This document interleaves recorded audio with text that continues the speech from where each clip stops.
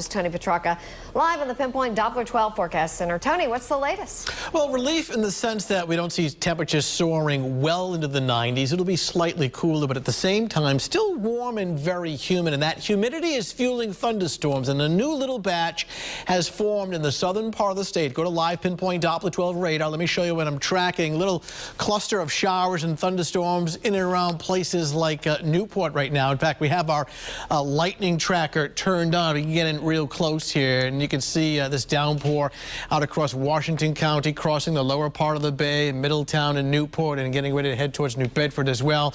These storms, brief with downpours, tracking off to the east and southeast. It's really the only show in town as far as rain and thunder. Elsewhere, it is just kind of dry and quiet.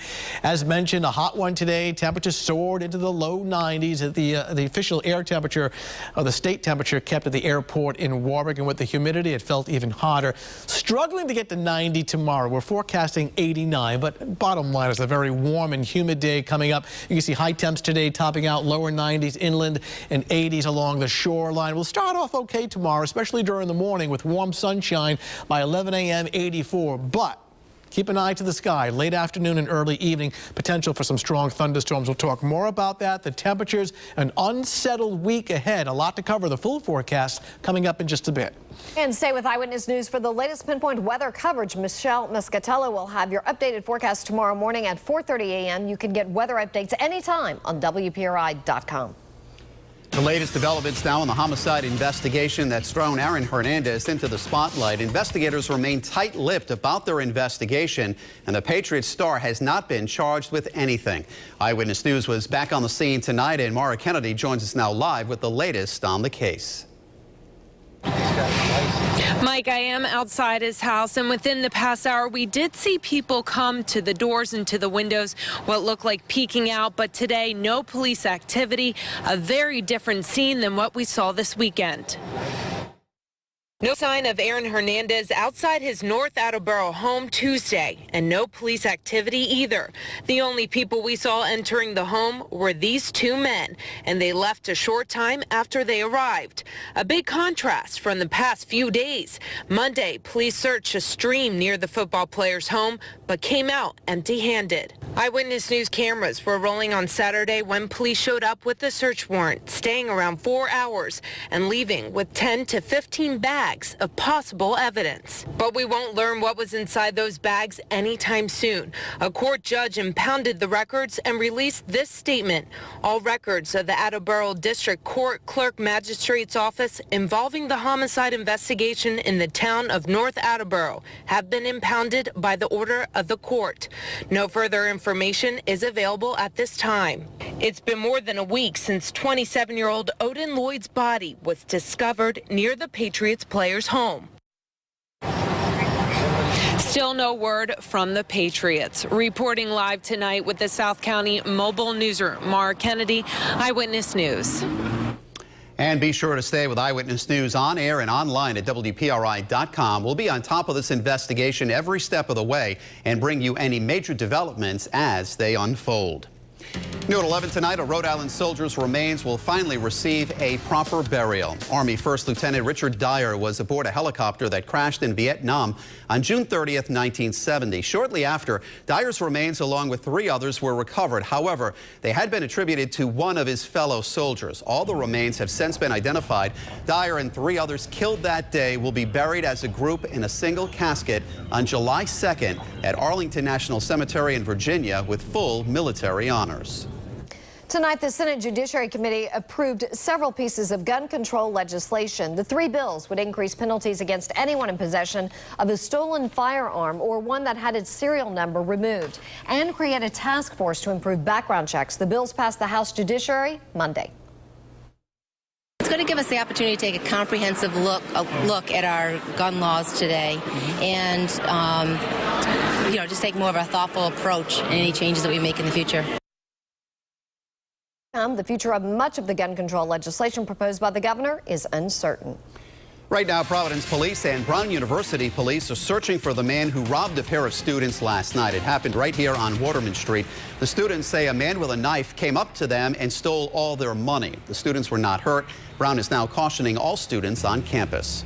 An update on a story we've been tracking since 2011. Today, 34-year-old Haley McKee was sentenced to 3 years in prison and 4 years home confinement for the hit-and-run crash that killed 23-year-old George Adams in Providence in February of 2011. We told you in April when he pled guilty to reckless driving and leaving the scene of an accident. She also received an additional 8 years probation.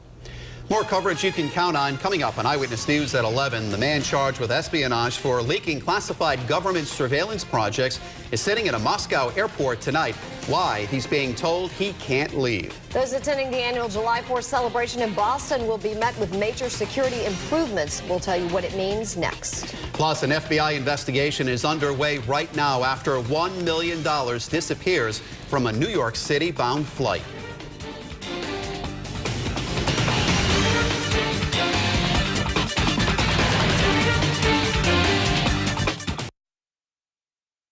More breaking news from the online leader, WPRI.com. Brought to you by Cardi's Furniture. 20 convenient locations offering same-day mattress eye delivery. Have a story that needs to be told? Take action. Call the Target 12 Investigators hotline now at 401-228-1763.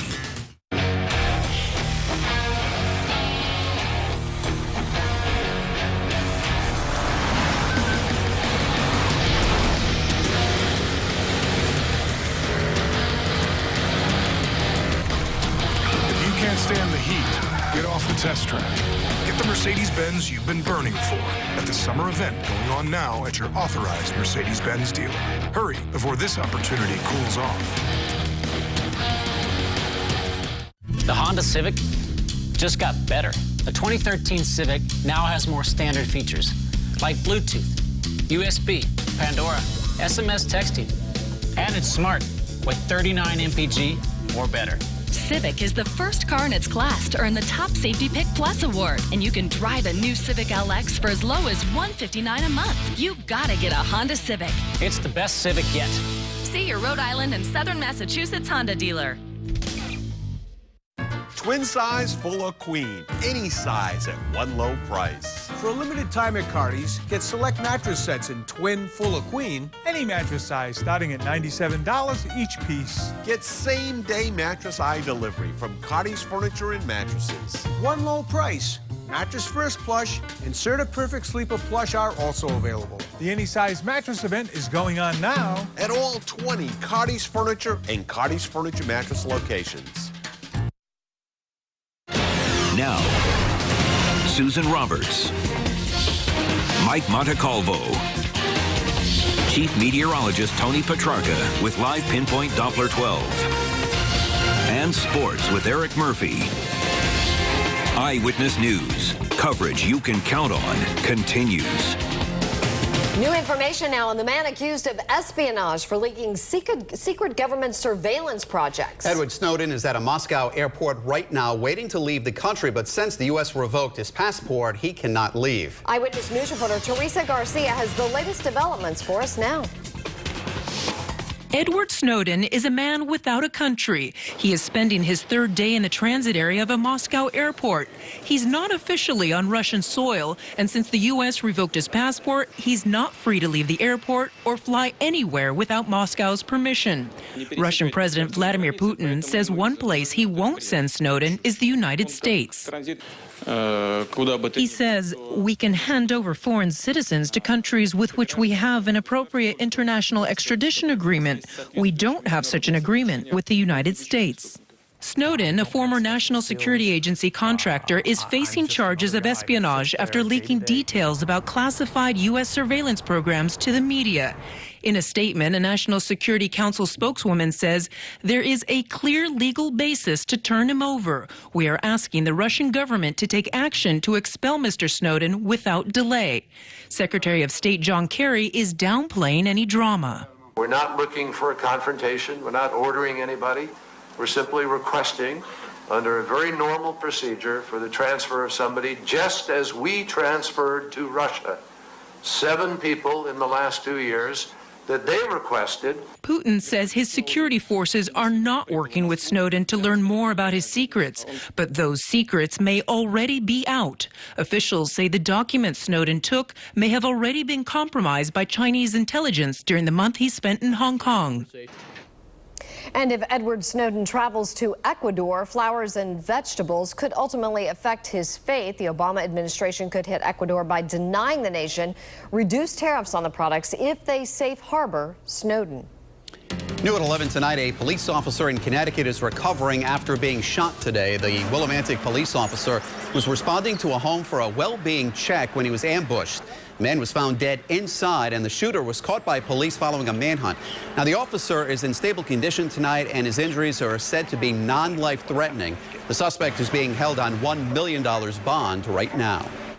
New at 11, law enforcement is planning for increased security at next month's July 4th celebration at the Charles River Esplanade in Boston. The event will be the first major public gathering in Boston since the April 15th Boston Marathon. State police say more video camera surveillance and more uniformed and undercover officers will be a part of the security improvements. The Mass Ave Bridge will be shut down, backpacks will be prohibited, and coolers will be checked and limited. Scientists are trying to figure out tonight what caused the tsunami along the East Coast earlier this month, including right here in Rhode Island. The National Oceanic and Atmospheric Administration says tsunami-like conditions were observed June 13th along the East Coast, with the highest peak recorded in Newport, reaching just under a foot above sea level. Now, here's Chief Meteorologist Tony Petrarca with your live Pinpoint Doppler 12 Futurecast. Well, some of the technology that we're using tonight is our live lightning tracker. We are tracking thunderstorms on live Pinpoint Doppler 12 radar. It's a small little cluster essentially in the southern part of the state right now. Notice a good portion of our viewing area. Well, no storms at all until you get right down in here towards Newport right now, where the weather is wet and loud. And again, we have our lightning tracker turned on. So every cloud to ground lightning strike, every bolt that strikes the ground is registered on our computer instantly. It goes to your TV set at home.